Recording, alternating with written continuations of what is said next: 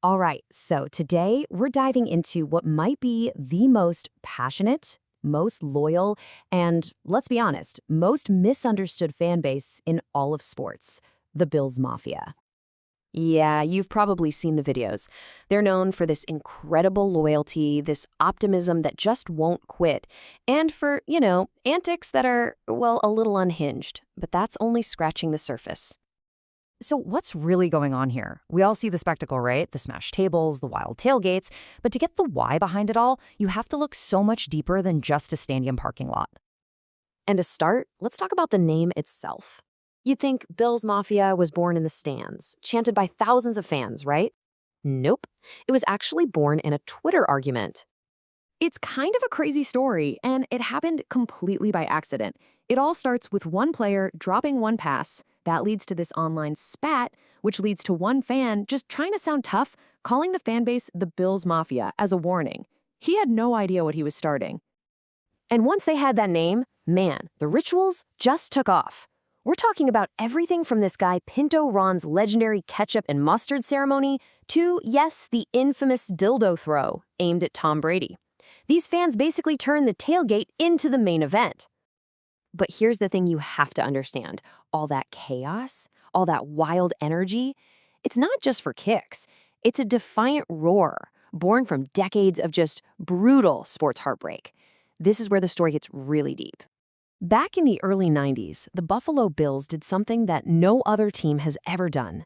They went to 4 straight Super Bowls, and they lost every single one. Can you even imagine that? It was a dynasty of despair. And you'd think that's rock bottom, right? Well, it gets worse. That was followed by a 17-season playoff drought. 17 years. That's a whole generation of fans who never saw their team in a single playoff game. Because as one fan put it, the team just plain sucked for years. So think about it. For almost 2 decades, the tailgate party was really all they had. The game itself was probably going to be a letdown. So they created their own joy, their own community, their own reason to keep showing up week after week. And this resilience, this unbelievable grit, it's not just a football story.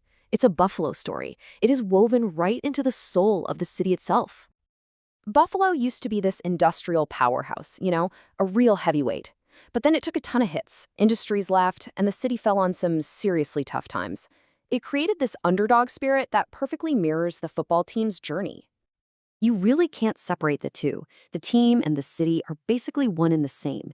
They share this deep history of being counted out, of being kicked when they're down, but never, ever giving up. The Bills' fight is Buffalo's fight, period. And then it happened. After 17 long, painful years, one single, unbelievable moment on a football field revealed the true secret of the Bills Mafia. The scenario was a total long shot, okay? The Bills needed the Cincinnati Bengals to beat the Baltimore Ravens on a last-second 4th-down miracle play.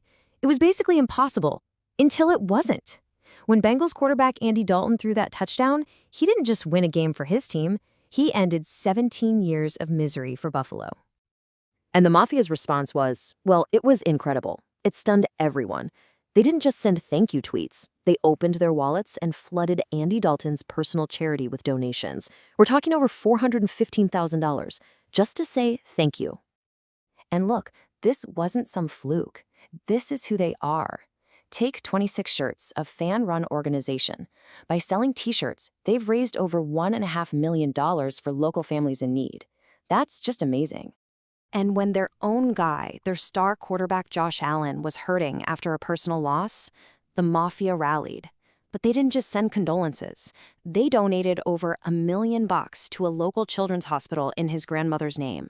They turned their support into action. So this is what it all boils down to, right? The reputation on the outside is table smashing and rowdy tailgates. But the reality, when you look closer, is record-breaking charity and a global family of fans who show up for each other no matter what. Their legendary coach, Marv Levy, read this poem to the team after that first crushing Super Bowl loss. And it just perfectly captures the spirit of the team, the city, and the fans. They get knocked down, they bleed, but they always, always get back up to fight again.